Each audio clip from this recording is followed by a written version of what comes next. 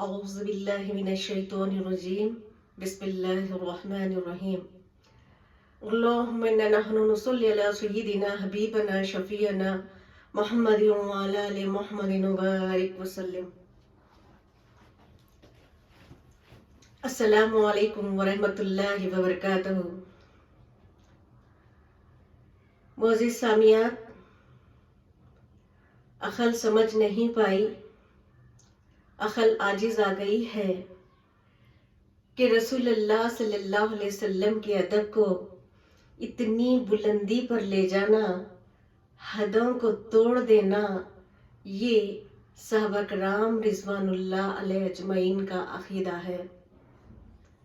کیونکہ اللہ رب العالمین اپنے حبیب کے ذکر میں، محبت میں، ادب میں کوئی حد مقرر نہیں رکھی ہے. اللہ رب العالمین سورہ رد میں کہہ رہا ہے، اذا ذکرت ذکرت معی، یعنی اے حبیب جہاں میرا ذکر ہوگا وہاں میرے ذکر کے ساتھ تیرا ذکر ہوگا.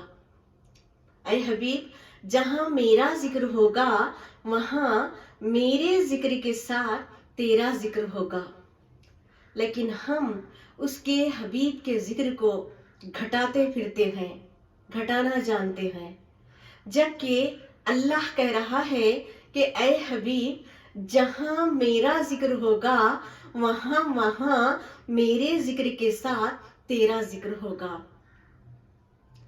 یہ اللہ رب العالمین اس طریقے سے اپنے حبیب کا ذکر کر رہا ہے جیسے کہ کلمہ طیبہ میں اللہ نے اپنے ساتھ اپنے حبیب کا ذکر کیا ہے، اذان میں اپنے ساتھ اپنے حبیب کا ذکر کیا ہے، نماز میں اپنے ساتھ اپنے حبیب کا ذکر کیا ہے. حالت نماز میں پہلے سلام کا نذرانہ پیش کیا جاتا ہے، پھر درود شریف کا نذرانہ پیش کیا جاتا ہے. پھر حج کے ارکان میں اللہ نے اپنے حبیب پر، اپنے حبیب کے عمل کو باقی رکھا. اور پھر قرآن کریم میں متعدد مقامات پر وَاتِّقُوا اللَّهَ وَاتِّقُوا الرَّسُولَ کہہ کر اللہ نے اپنے ساتھ ساتھ اپنے حبیب کا ذکر کیا ہے. یا ایھا النبی کہہ کر ذکر کر رہا ہے تو کبھی محمد کہہ کر ذکر کر رہا ہے صلی اللہ علیہ وسلم، کبھی شاہد کہہ کر ذکر کر رہا ہے تو کبھی مبشروں و نذیرہ کہہ کر ذکر کر رہا ہے تو کبھی یاسین طٰہٰ کہہ کر ذکر کر رہا ہے تو کبھی یا مزمل یا مدثر کہہ کر ذکر کر رہا ہے. یعنی خدا خدا ہو کے ذکر پہ ذکر کرتا چلا جا رہا ہے، اور ہم ہیں کہ اس کے حبیب کے ذکر کو گھٹاتے پھرتے ہیں. اور اللہ رب العالمین نے بعض آیات ربانی میں اپنے ذکر کو مبہم رکھا، خود اللہ اپنے ذکر کو پوشیدہ رکھا اور صرف اپنے حبیب کے ذکر کی ہی بات کی ہے. جیسے علم نشروں میں کہہ رہا ہے وَرَفَعْنَا لَكَ ذِكْرَكَ، اور ہم نے آپ کے لیے آپ کے ذکر کو بلند کیا ہے. جب اللہ اپنے حبیب کے ذکر کی بلندی کی بات کر رہا ہے تو اللہ ہی بہتر جانے کہ اس کے حبیب کے ذکر کی بلندی کہاں تک ہے، اس کے حبیب کی رسائی کہاں تک ہے. یہ اللہ ہی بہتر جانے. بندے کی یہ مجال نہیں کہ اس کے حبیب کے ذکر کی پیمائش کرے، اس کے حبیب کی ناپ تول کرے، یہ بندے کی مجال نہیں. اے مسلمانوں، ذکر مصطفیٰ سے دلوں کو اطمینان ملتا ہے. رسول اللہ صلی اللہ علیہ وسلم کا ذکر ہو اور پھر دل کو قرار نہ ہو تو پھر وہ دل، خدا کی قسم، مومن کا دل ہو ہی نہیں سکتا. دل ہے اور پھر دل میں درد نہ ہو نہیں سکتا. ہر شے کی ایک آبادی ہے، ہر شے کی ایک آبادی ہے. گلشن کی آبادی پھولوں سے ہے. پھول کھلے تو گلشن اچھا لگتا ہے. اور دل کی آبادی لٹ جانا ہے، دل کی آبادی لٹ جانا ہے۔ جیسے شاعر اعظم علامہ اقبال کہتے ہیں، قید میں پہنچا تو حاصل مجھ کو آزادی ہوئی، قید میں پہنچا تو حاصل مجھ کو آزادی ہوئی، یعنی رسول اللہ صلی اللہ علیہ وسلم کے عشق میں، آقا صلی اللہ علیہ وسلم کے عشق میں قید ہو جانے سے مجھ کو حاصل آزادی ہوئی، دل کے لٹ جانے سے اس گھر کی آبادی ہوئی۔ اللہ اکبر! یہی تو صحابہ کرام رضوان اللہ علیہ اجمعین کا عقیدہ تھا، یہی تو عشق تھا، یہی تو ادب تھا، یہی تو محبت تھی صحابہ کرام رضوان اللہ علیہ اجمعین کا۔ لہذا یہ محبت آگے بڑھتے ہیں، دیکھتے ہیں تو یہاں پر پتہ چلتا ہے کہ صحابہ کرام نے جو عقیدہ رکھا ہے، وہ عقیدے کی اگر ہم بات کرتے ہیں تو حضرت امام بخاری کتاب الحج میں بتاتے ہیں، عقیدے کے تعلق سے اس طریقے سے عقیدہ پیش کیا ہے امام بخاری کتاب الحج میں، بتاتے ہیں کہ جب صلح حدیبیہ کے موقع پر حضرت عثمان غنی رضی اللہ عنہ مکہ مکرمہ گئے، وہاں پر کفار نے کہا کہ اب مکہ آئے ہیں تو کعبۃ اللہ کا طواف کر لیجئے۔ حضرت عثمان غنی نے جواب دیا کہ نہیں، میں میرے آقا کے بغیر کعبۃ اللہ کا طواف نہیں کر سکتا۔ جبکہ 6 سال ہو چکے ہیں کعبے کے دیدار کے لیے، مومن کی آنکھیں ترس جاتی ہے کعبے کے دیدار کے لیے، طواف کے لیے۔ حضرت عثمان غنی کو رسول اللہ صلی اللہ علیہ وسلم نے بھی یہ نہیں فرمایا کہ مکہ جاؤ تو عثمان طواف نہیں کرنا، کعبۃ اللہ کا طواف نہیں کرنا، یہ بھی تو نہیں فرمایا۔ اور اس وقت آپ صلی اللہ علیہ وسلم سامنے موجود بھی نہیں ہے، لیکن حضرت عثمان غنی فرماتے ہیں کہ نہیں، میں میرے آقا کے بغیر کعبۃ اللہ کا طواف بھی نہیں کروں گا۔ یہی تو صحابہ کرام کی محبت ہے، یہی تو صحابہ کرام کا عشق ہے، یہی صحابہ کرام کا ادب ہے، اور یہی تو صحابہ کرام کا عقیدہ ہے، یہی تو صحابہ کرام کا عقیدہ ہے۔ اللہ اکبر! اب حضرت عثمان غنی رضی اللہ عنہ کا ذکر چھڑ گیا ہے تو میں آپ کو بتاتی چلوں، حضرت عثمان غنی رضی اللہ عنہ کہ قربانیاں رسول اللہ صلی اللہ علیہ وسلم کے لیے جو قربانیاں ہیں، اسلام کے لیے جو ایثار ہے، وہ بڑا طویل ہے، لیکن میں یہاں پر آپ کو مختصراً انداز میں بتاتی چلوں کہ ایک شخص رسول اللہ صلی اللہ علیہ وسلم کے پاس آیا اور عرض کرنے لگا کہ اے اللہ کے رسول، مجھے پیسوں کی ضرورت ہے، مدد کیجیے۔ رسول اللہ صلی اللہ علیہ وسلم نے اس شخص کو حضرت عثمان غنی کے پاس بھیجا، اور وہ شخص حضرت عثمان غنی کے پاس آیا تو باہر سے ہی یہ کہتے ہوئے سنا، دروازے کے باہر سے ہی یہ کہتے ہوئے سنا کہ حضرت عثمان غنی اپنے خادم کو ڈانٹ رہے تھے کہ کھانے میں نمک زیادہ کیوں ڈالا، یہ نمک کل کے لیے بھی کام آ سکتا تھا۔ وہ شخص سوچنے لگا کہ یہ تو اپنے تھوڑے سے نمک کے لیے اپنے خادم کو ڈانٹ رہے ہیں، یہ کیا میری مدد کریں گے؟ اس طرح وہ سوچ کر واپس رسول اللہ صلی اللہ علیہ وسلم کے پاس چلا جاتا ہے، اور پھر مدد مانگنے کے لیے کہتا ہے، مدد مانگتا ہے تو پھر رسول اللہ صلی اللہ علیہ وسلم اس شخص کو حضرت عثمان غنی کے پاس بھیجتے ہیں، تو پھر وہ دوسرے دن حضرت عثمان غنی کے مکان پر آتا ہے تو باہر سے ہی یہ کہتے ہوئے سنا، حضرت عثمان غنی اپنے خادم کو یہ کہتے ہوئے ڈانٹ رہے ہیں کہ چراغ میں تیل زیادہ کیوں ڈالا، یہ تیل کل کے لیے بھی کام آ سکتا تھا۔ اس طرح یہ سوچ سن کر وہ شخص سوچنے لگا کہ یہ تو تھوڑے سے تیل کے لیے اپنے خادم کو ڈانٹ رہے ہیں، یہ کیا میری مدد کریں گے؟ پھر وہ واپس رسول اللہ صلی اللہ علیہ وسلم کے پاس چلا جاتا ہے، اور وہاں پر پھر آپ صلی اللہ علیہ وسلم نے اس کو پھر تیسری مرتبہ حضرت عثمان غنی کے پاس بھیجتے ہیں، اور وہ شخص اب تیسری بار سیدھا آ کر حضرت عثمان غنی سے ملاقات کرتا ہے اور کہتا ہے کہ آپ صلی اللہ علیہ وسلم نے مجھے آپ کے پاس بھیجا ہے، یعنی رسول اللہ صلی اللہ علیہ وسلم نے مجھے آپ کے پاس بھیجا ہے کہ مجھے پیسوں کی ضرورت ہے، مدد کیجیے۔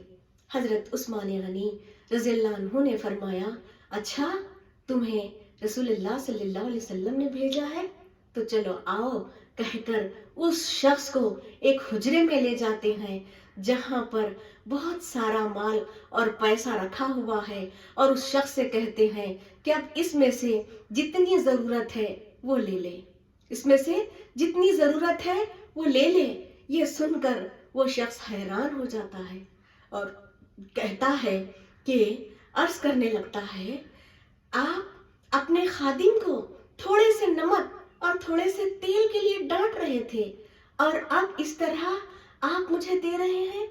تو حضرت عثمان غنی نے جواب دیا کہ جب سے میں اسلام قبول کیا ہوں، جب سے میں اسلام قبول کیا ہوں، اس وقت سے میرا مال میرا نہیں ہے، میرے آقا کا ہے۔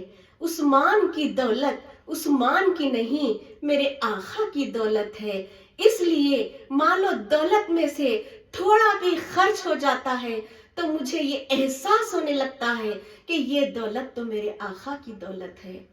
اللہ اکبر۔ حضرت عثمان غنی نے رسول اللہ صلی اللہ علیہ وسلم کی شان و شوکت کو اتنے قریب سے دیکھے ہیں اور آپ علیہ وسلم کی شان و شوکت کے اتنے دیوانے ہو گئے کہ اپنی خود کی محنت کی کمائی کو بھی اپنی کمائی نہ کہا، اپنے آقا کی کمائی کہا، اپنے مال و دولت کو آپ صلی اللہ علیہ اپنے آقا کا مال و دولت کہا ہے۔ اللہ اکبر۔ اب ہم اس جگہ حضرت ابوبکر صدیق رضی اللہ عنہ کا ذکر کرتے ہیں تو بالکل مختصراً انداز میں بتا دوں کہ جب حکم ہوا رسول اللہ صلی اللہ علیہ وسلم کا تو حضرت ابوبکر صدیق رضی اللہ عنہ اپنے سارے مال و دولت کے ساتھ اپنے گھر کی جھاڑو تک لا کر رکھ دی، اور جس کے پاس کچھ نہیں تھا وہ مٹھی بھر کھجورے لا کر رکھ دیے۔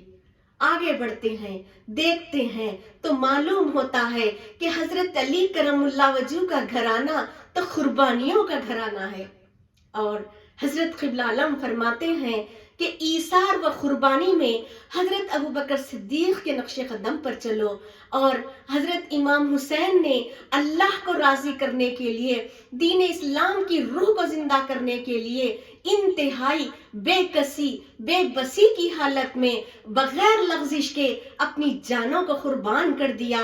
مزید حضرت قبلہ عالم فرماتے ہیں کہ مارکہ کربلا کو تعلیم صبر کی بے مثل عملی تفسیر سمجھو، مکمل عملی تفسیر سمجھو، یعنی مارکہ کربلا کو تعلیم صبر کی بے مثل مکمل عملی تفسیر سمجھو۔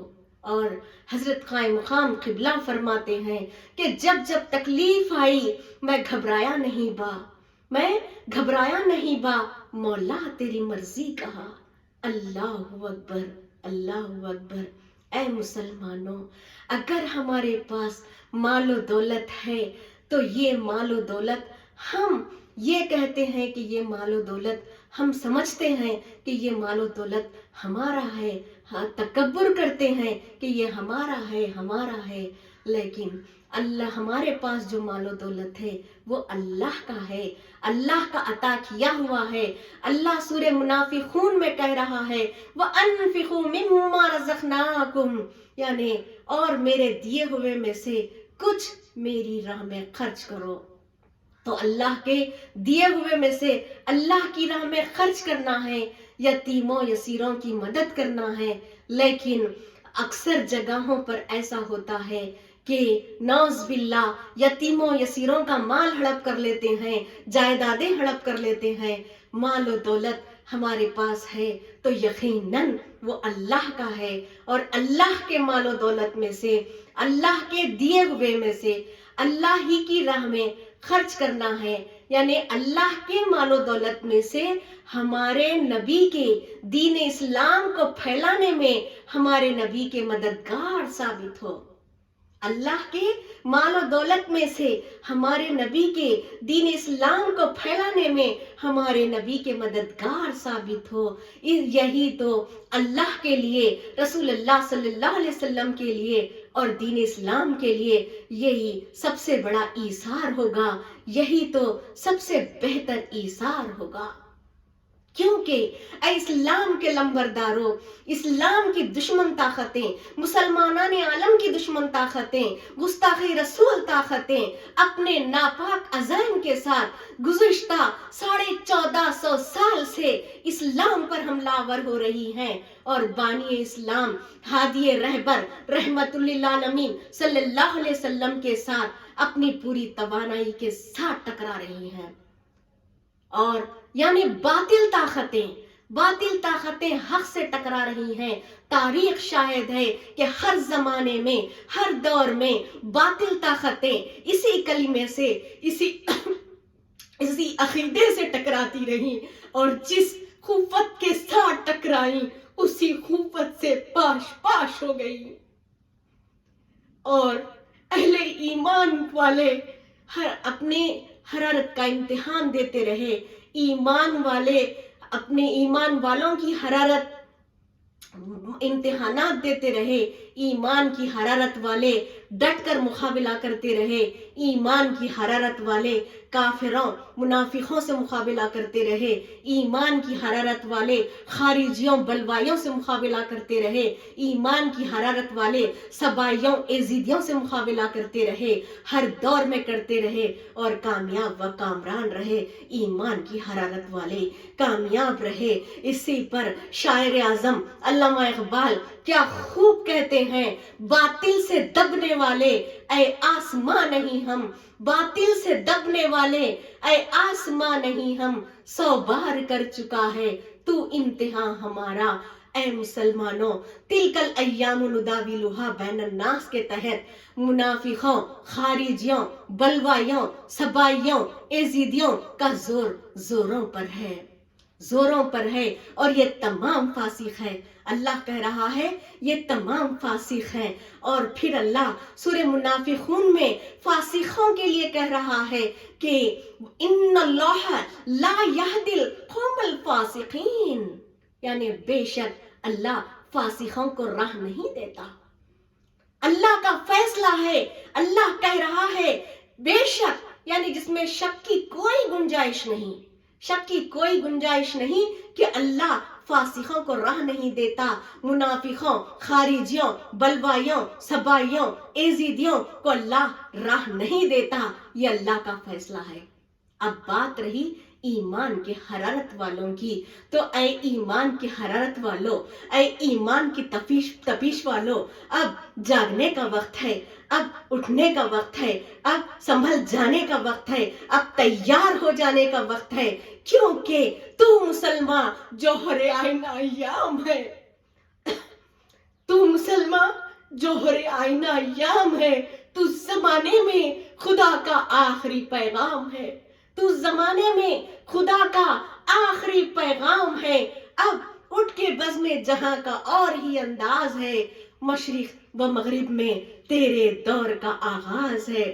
آئیے اللہ رب العالمین سے دعا گو ہوں کہ رسول اللہ صلی اللہ علیہ وسلم کے صدقے سے اے باری تعالیٰ اسلام کے اندر کی جو باطل طاقتیں ہیں، اسلام کے اندر کی جو شیطانی طاقتیں ہیں، منافقوں، خارجیوں، بلوائیوں، سبائیوں، ایزیدیوں سے محفوظ رکھ، اور اسلام کی باہر کی طاقتیں، جو اسلام کے باہر کی طاغوتی طاقتیں ہیں، ان کی طاقتوں سے محفوظ رکھ.